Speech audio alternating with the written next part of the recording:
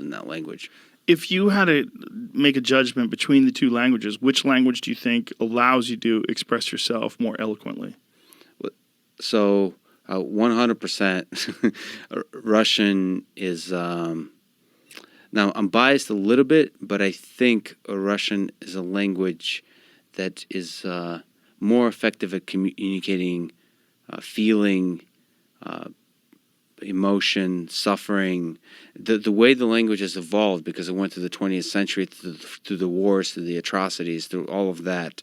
I think there's something to that where the language carries the burden of the people, the suffering of the people with it. Like the American experiment has a different trajectory that results in a different language, and I would say American language is much more simplistic. So you can't fuck with the words as much. The way the Russian language works, you can adjust the words to completely change the meaning. Plus, swearing is an art form in Russia. Like Russians swear a lot more. Obviously not Khabib, but generally speaking, Russians swear a lot more than Americans. Really? And swearing is a much richer part of the language. So are Russians like American comedians?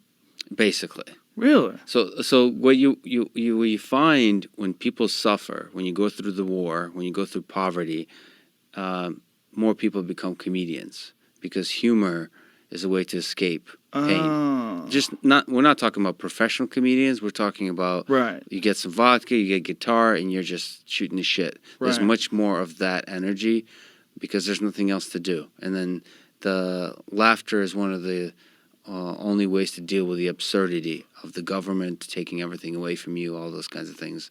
And so there's a natural humor to the language. There's a natural ability to, like, between the lines, to communicate pain. That's why you have there's poets, there's Dostoevsky, even shooting way farther back, Tolstoy. So there's a history of literature being used to communicate that pain.